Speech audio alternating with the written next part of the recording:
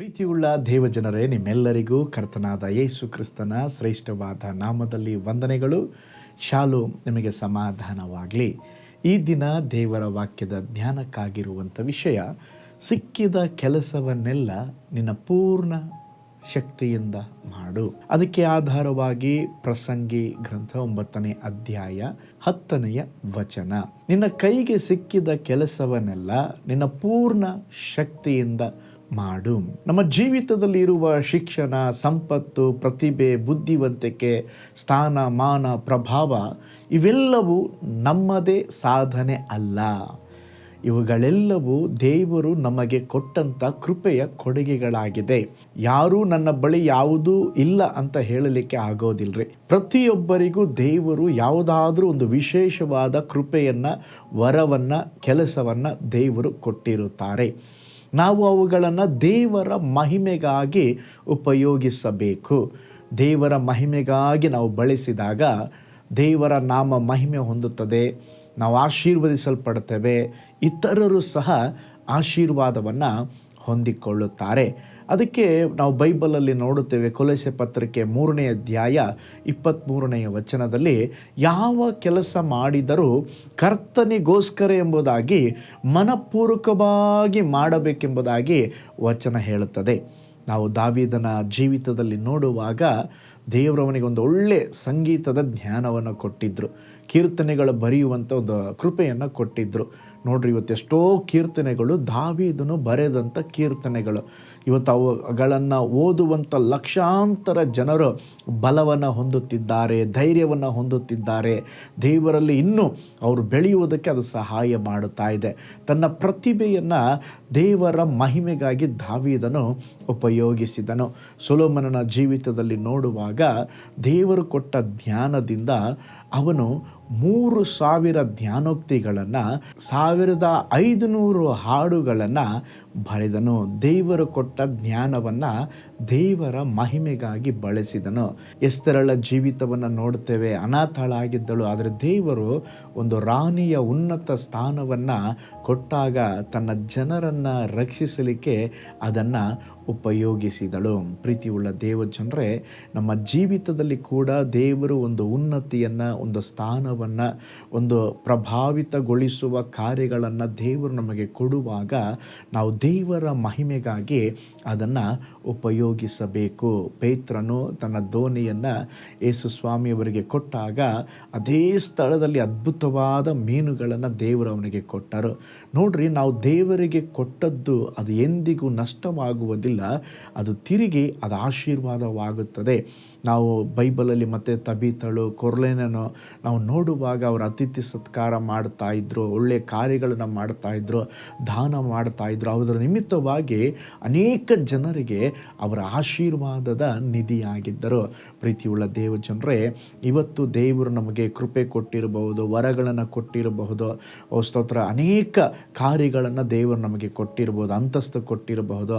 ನಾವು ಕೇವಲ ನಮ್ಮ ಜೀವನಕ್ಕಾಗಿ ಮಾತ್ರವಲ್ಲ, ಅದು ಮತ್ತೊಬ್ಬರ ಪ್ರಯೋಜನಕ್ಕೆ, ಆಶೀರ್ವಾದಕ್ಕೆ ಕಾರಣವಾಗತಕ್ಕ ಹಾಗೆ ಅವುಗಳನ್ನು ಉಪಯೋಗಿಸಬೇಕು. ಅದಕ್ಕೆ ವಚನ ಹೇಳುತ್ತದೆ, ನಿನ್ನ ಕೈಗೆ ಸಿಕ್ಕಿದ ಕೆಲಸವನ್ನೆಲ್ಲ ನೀನು ಪೂರ್ಣ ಶಕ್ತಿಯಿಂದ ಮಾಡು. ನಾವು ನಮ್ಮನ್ನೇ ಕೇಳಬೇಕಾದಂಥ ಒಂದು ಪ್ರಶ್ನೆ ಇದೆ, ನನಗೆ ಏನು ಸಿಕ್ಕಿತು ಅಲ್ಲ, ನಾನು ದೇವರಿಗಾಗಿ ಏನು ಮಾಡುತ್ತಿದ್ದೇನೆ? ಇವತ್ತೊಂದು ನಿರ್ಧಾರ ಮಾಡೋಣ, ತೀರ್ಮಾನ ತೆಗೆದುಕೊಳ್ಳೋಣ. ನನ್ನ ಪ್ರತಿಭೆ, ನನ್ನ ತಲಾಂತು ದೇವರಿಗಾಗಿ, ನನ್ನ ಸಮಯ ದೇವರಿಗಾಗಿ, ನನ್ನ ಸಂಪತ್ತು ದೇವರಿಗಾಗಿ ಎಂಬುದಾಗಿ ದೇವರು ನಿಮಗೆ ಯಾವ ಕೆಲಸವನ್ನು ಕೊಟ್ಟಿದ್ದಾರೋ ಆ ಕೆಲಸವನ್ನು ಪೂರ್ಣ ಶಕ್ತಿಯಿಂದ ಮಾಡಿರಿ. ಆಲಸ್ಯದ ಮನೋಭಾವದಿಂದ ಬೇಡ. ಸ್ತೋತ್ರ, ಏನೇ ಕೆಲಸವಿರಲಿ, ಇದನ್ನು ದೇವರು ನನಗೆ ಕೊಟ್ಟಿದ್ದಾರೆ ಎಂಬುದಾಗಿ ಪೂರ್ಣ ಶಕ್ತಿಯಿಂದ ಮಾಡುವಾಗ ಆ ಕೈ ಪ್ರಯಾಸಗಳನ್ನು, ಕೆಲಸವನ್ನು ದೇವರು ಆಶೀರ್ವಾದ ಮಾಡಲಿಕ್ಕಿದ್ದಾರೆ. ನಾವು ಪ್ರಾರ್ಥನೆ ಮಾಡಿಕೊಳ್ಳೋಣ. ಪರಲೋಕದಲ್ಲಿ ವಾಸ ಮಾಡುವಂಥ ನಮ್ಮ ತಂದೆಯಾದ ದೇವರೇ, ಈ ದಿನ ಕೂಡ ನಮ್ಮ ಜೊತೆಯಲ್ಲಿ ನೀವು ಮಾತನಾಡಿದ್ದೀರಾ. ನಮಗೆ ಕೊಡಲ್ಪಟ್ಟ ಕೆಲಸಗಳು ಸ್ವಾಮಿ, ಅವುಗಳನ್ನು ಪೂರ್ಣ ಮನಸ್ಸಿನಿಂದ ದೇವರೇ ಒಳ್ಳೆ ರೀತಿಯಲ್ಲಿ ಮಾಡಲಿಕ್ಕೆ ಸಹಾಯ ಮಾಡಿರಿ ದೇವರೇ. ಒಂದು ವೇಳೆ ಸರ್ಕಾರದ ಕೆಲಸದಲ್ಲಿ ಇರಬಹುದು, ಸ್ವಂತ ಉದ್ಯೋಗಗಳಿರಬಹುದು, ಬೇರೆಯವರ ಕೆಲಸದ ಅಡಿಯಲ್ಲಿ ಕೆಲಸ ಮಾಡುತ್ತಿರಬಹುದು. ಆದರೆ ಕರ್ತನೆ, ನಮಗೇನು ನೀವು ಕೆಲಸ ಕೊಟ್ಟಿದ್ದೀರೋ ಆ ಕೆಲಸವನ್ನು ನಿನ್ನ ಮಹಿಮೆಗಾಗಿ ಪೂರ್ಣ ಬಲದಿಂದ ಶಕ್ತಿಯಿಂದ ಮಾಡಲಿಕ್ಕೆ ನಮಗೆ ಕೃಪೆ ಕೊಡ್ರಿ ಸ್ವಾಮಿ. ದೇವರೇ, ವಿಶೇಷವಾಗಿ ನಿನ್ನ ಮಕ್ಕಳ ಕೈ ಪ್ರಯಾಸಗಳು ಆಶೀರ್ವದಿಸಲ್ಪಡಲಿ. ಈಗಿರುವುದಕ್ಕಿಂತ 1000ದಷ್ಟು ಆಶೀರ್ವಾದ ಹೊಂದಿಕೊಳ್ಳುವುದಕ್ಕೆ ಸಹಾಯ ಮಾಡಿರಿ. ಒಂದು ಅದ್ಭುತ ನಡೆಯಲಿ ಯೇಸುವಿನ ಹೆಸರಿನಲ್ಲಿ ತಂದೆಯೇ, ಆಮೇನ್, ಆಮೇನ್. Price lord. ಹಾಗಾದರೆ ಪೂರ್ಣ ಶಕ್ತಿಯಿಂದ ಕೆಲಸವನ್ನು ಮಾಡೋಣ, ಕರ್ತನ ಮಹಿಮೆಗಾಗಿ ಜೀವಿಸೋಣ. ದೇವರು ನಮಗೆ ಬೇಕಾದ ಕೃಪೆಯನ್ನು, ಬಲವನ್ನು ಅನುಗ್ರಹಿಸಲಿ. ನಾಳೆ ಮತ್ತೊಂದು ದೈನಂದಿನ ಜ್ಞಾನದಲ್ಲಿ ನಾನು ನಿಮ್ಮನ್ನು ಸಂಧಿಸ್ತೇನೆ. ಕರ್ತನು ನಿಮ್ಮನ್ನು, ಕುಟುಂಬವನ್ನು ಆಶೀರ್ವಾದ ಮಾಡಲಿ. God bless you all. ಕರ್ತನಲ್ಲಿ ಪ್ರಿಯರೇ, ಈ ಸಂದೇಶ ಮತ್ತು ಪ್ರಾರ್ಥನೆ ನಿಮಗೆ ಆಶೀರ್ವಾದಕರವಾಗಿದ್ದರೆ, ದೇವರು ನಿಮ್ಮನ್ನು ಪ್ರೇರೇಪಿಸಿದರೆ, ನಂಬಿಕೆಯಿಂದ ಸಾಗುವ ಈ ಸೇವೆಗೆ ನಿಮ್ಮ ಅಮೂಲ್ಯವಾದ ಕಾಣಿಕೆಯನ್ನು ಬಿತ್ತಿರಿ.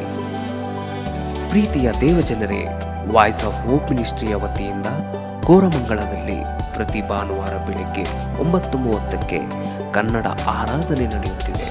ಆತ್ಮಭರಿತವಾದ ಆರಾಧನೆ, ಮನಮುಟ್ಟುವ ಸಾಕ್ಷಿ, ಬಲಪಡಿಸುವ ದೇವ ಸಂದೇಶ. ಬನ್ನಿ, ನಮ್ಮೊಂದಿಗೆ ಭಾಗಿಯಾಗಿ ಕರ್ತನನ್ನು ಆರಾಧಿಸಿರಿ. ನೂತನ ತಿಂಗಳ ಆಶೀರ್ವಾದ ಕೂಟ ಪ್ರತಿ ತಿಂಗಳು ಮೊದಲ ದಿನ ಸಂಜೆ 7 ಗಂಟೆಗೆ. ಪ್ರತಿ ತಿಂಗಳು 2ನೇ ಶನಿವಾರ ಬಿಡುಗಡೆ ಉಪವಾಸ ಪ್ರಾರ್ಥನೆ ಕೂಟ ಬೆಳಿಗ್ಗೆ 10:30ಕ್ಕೆ. ನಿಮಗಾಗಿ ಪ್ರಾರ್ಥಿಸಬೇಕೆ? ನಿಮಗೆ ಯಾವುದಾದರೂ ಪ್ರಾರ್ಥನೆ ಮನವಿಗಳು ಇರುವುದಾದರೆ ಕೆಳಗಿನ ನಂಬರಿಗೆ ಕರೆ ಮಾಡಿ ಅಥವಾ ವಾಟ್ಸಪ್ ಮಾಡಿರಿ. ಈ ಆತ್ಮಿಕ ಸಂದೇಶಗಳು ನಿಮಗೆ ಆಶೀರ್ವಾದಕರವಾಗಿದ್ದರೆ ಲೈಕ್ ಮಾಡಿರಿ. ಇಂಥ ಅದ್ಭುತ ಸಂದೇಶ ಪ್ರತಿದಿನ ನೋಡಲು ಬಯಸುವುದಾದರೆ ಸಬ್ಸ್ಕ್ರೈಬ್ ಮಾಡಿ ಹಾಗೂ ಇತರರೊಂದಿಗೆ ಶೇರ್ ಮಾಡಿರಿ. ಕರ್ತನು ನಿಮ್ಮನ್ನು, ನಿಮ್ಮ ಕುಟುಂಬವನ್ನು ಆಶೀರ್ವದಿಸಲಿ.